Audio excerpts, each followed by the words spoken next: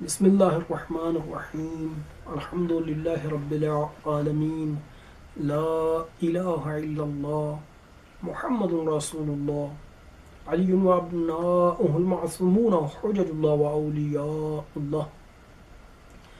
آج کی اس گفتگو میں جو آپ کے ساتھ ہم کرنے جا رہے ہیں، اس گفتگو میں ہم ایسے کلمات کہ جو عام لوگ نہیں معلوم کس سے انہوں نے سنا، کہاں سے یہ کلمہ لیا، کس نے اس کلمے کو استعمال کیا، اور اسی استعمال کے زیادہ ہونے کی وجہ سے، پھیل جانے کی وجہ سے، لوگوں کے درمیان مشہور ہونے کی وجہ سے، ہو جانے کی وجہ سے انہوں نے بھی استعمال کرنا شروع کر دیا، لیکن ان کو اس کلمے کی حقیقت کا معلوم نہیں تھا کہ آیا یہ جہاں پہ اس کلمے کو، اس لفظ کو استعمال کر رہے ہیں، آیا خدا نے اجازت دی ہے اس کلمے کو اہل بیت علیہم السلام کے لیے استعمال کرنے کی یا نہیں۔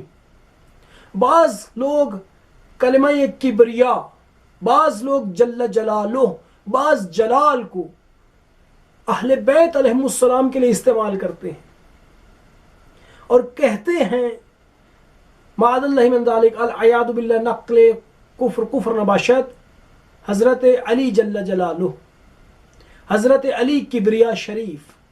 آیا یہ کلمہ یہ صحیح ہے یا پروردگار متعال نے اسے منع فرمایا ہے؟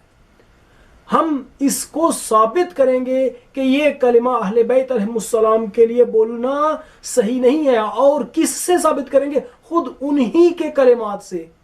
نہج البلاغہ عام لوگوں کو معلوم ہے، کل تشیع، سب کے سب شیعہ کسی جگہ پہ بھی رہنے والے ہوں، اسلام کے یعنی دنیا کے ہر گوشے میں رہنے والے، یہاں سے ایران سے لے کے ہندوستان کی آخری سرزمین تک، امریکہ تک، اسی طرح سے پوری دنیا میں جہاں پہ بھی ہیں، یہ اس میں کسی کو اختلاف نہیں ہے کہ نہج البلاغہ حضرت امیر علیہ السلام کے خطبات پر مشتمل کتاب ہے۔ تو آج ہم امیر المؤمنین کا خطبہ قاصعہ الحمدللہ، مولا امیر علیہ السلام فرماتے ہیں الحمدللہ الذی لبس العز والکبریاء، کہ حمد ہے خدا کی، اس خدا کے لیے کہ جس نے عزت اور کبریا کا لباس پہنا، وَاخْتَارَهُمَا لِنَفْسِهِ دُونَ خَلْقِهِ، اور اس نے ان دونوں کے لیے، ان دونوں کو یعنی عزت اور کبریا کو اپنی نفس کے لیے، اپنی ذات کے لیے اختیار کیا، اپنی مخلوق کے بغیر۔ یعنی مخلوق کو حق نہیں ہے کہ وہ ان کلمات کو یعنی عزت کو اور کبریا کو اپنے لیے استعمال کرے۔ یہ کس کا فرمان ہے؟ یہ امیر مؤمنین علی بن ابی طالب صلوات اللہ وسلامہ علیہ فرماتے ہیں۔ نہج البلاغہ کا خطبہ نمبر 192 خطبہ قاصعہ کے ساتھ مشہور ہے۔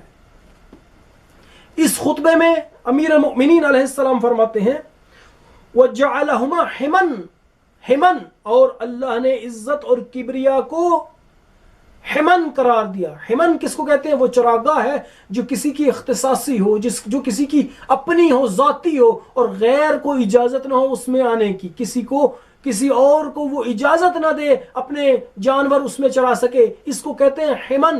اللہ نے ان دونوں کو اپنے لیے حمن قرار دیا، یعنی کسی کو اجازت نہیں ہے کہ خدا کے علاوہ ان کو اپنے لیے استعمال کرے۔ وہ حرمن، اور خدا نے ان کو اپنے لیے حرم قرار دیا۔ حرم کا معنی کیا ہے؟ کہ غیر اگر اس میں استعمال کرے تو اس کے لیے حرام ہے۔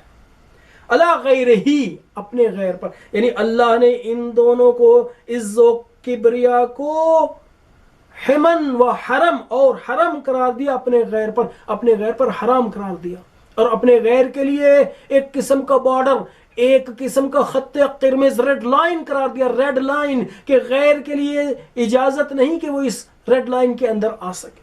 وَاصْطَفَاهُمَا لِجَلَالِهِ، اللہ نے ان دونوں کو اپنے جلال کے لیے اختصاص یعنی خاص کیا، چنا۔ وَاصْطَفَاهُمَا وَجَعَلَ اللَّعْنَةَ، اور اللہ نے لعنت کو قرار دیا اس پر، من نازعہ فیہما من عبادے، جو ان دونوں میں یعنی عز و کبریا میں خدا سے لڑائی کرے۔